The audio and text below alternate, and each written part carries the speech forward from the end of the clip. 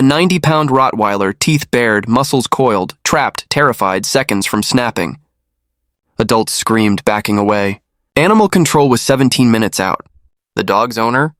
Nowhere to be found. And then, tiny hands touched the bars. A baby.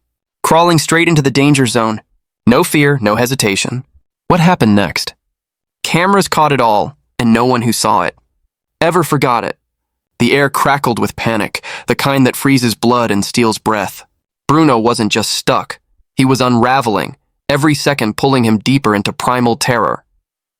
And in that chaos, one small soul moved toward the storm. Not away. If your heart just skipped a beat, smash that like button. We drop real-life miracles like this every Tuesday.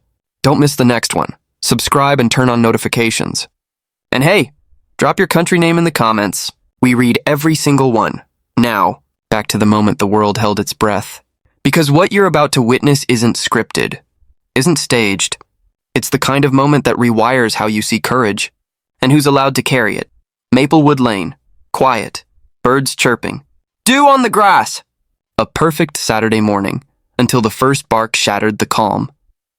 Not playful, not warning, primal, terrified. Behind the wrought iron fence of 42 Oak Ridge Drive, Bruno, a massive jet-black Rottweiler, was stuck. Head jammed between the bars, paws scrambling, eyes wild, his collar snagged, his breath ragged. Neighbors spilled onto porches. Someone yelled, "Call 911!" But this wasn't a fire. This was fear. And fear doesn't listen to reason. Bruno thrashed. Metal groaned. A child screamed. And the clock started ticking. Each tick louder than the last, each second heavier, as if the whole street could feel Bruno's heartbeat racing toward collapse. Mr. Chen from next door brought gloves. Teenager Marcus sprinted over with a water bottle. "Easy, boy, easy." But Bruno wasn't listening. Every touch sent him into a frenzy. Jaws snapping, drool flying, muscles straining. Someone tried peanut butter. Someone else yelled, "Lift the gate!" But the iron was bolted into concrete. Animal control? ETA 17 minutes. 17 minutes Bruno didn't have. His breathing turned shallow. His legs trembled. A woman sobbed, "He's going to collapse." Phones recorded. Hearts pounded. Ideas ran dry. And then, from the white picket gate across the lawn, came the softest sound in the world. The scrape of tiny knees on gravel. A giggle. Everyone turned. And froze. Time didn't slow, it shattered. Because crawling toward certain danger was a baby who didn't know danger existed. Lily. 18 months. Pink overalls. One sock missing, crawling like a tiny tank toward the snarling beast. Her mom, Mrs. Rivera, dropped her coffee. "Lily, no!" But Lily didn't stop. Didn't flinch.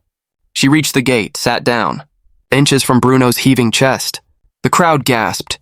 Someone whispered, "She's going to get mauled." Bruno's ears flattened. His growl rumbled and then stopped, his eyes locked onto hers. Lily reached out, touched the cold iron, giggled again. And Bruno? He blinked. Once, twice. His tail, stiff as a board, gave one slow, uncertain wag.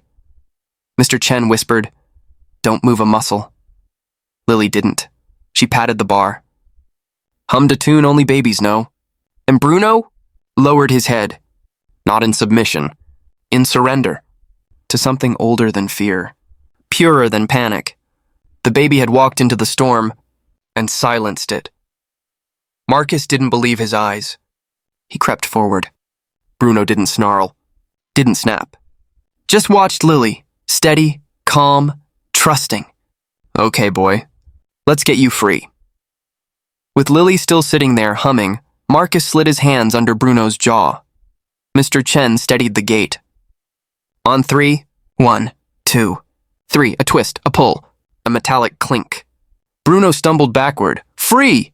The crowd erupted, cheers, tears. Someone dropped to their knees. But Bruno? He didn't run. Didn't shake it off. He turned. Walked straight to Lily, nudged her gently with his massive head. Lily squealed with delight and wrapped her tiny arms around his snout. Cameras flashed. Phones buzzed. Strangers hugged. The dog who'd been a monster minutes ago, now licking a baby's toes like he'd known her his whole life. Mrs. Rivera finally reached them, tears streaming. She didn't see a trapped dog. She saw a friend who needed her. Bruno's owner arrived, frantic, apologetic. Took him home. But the story?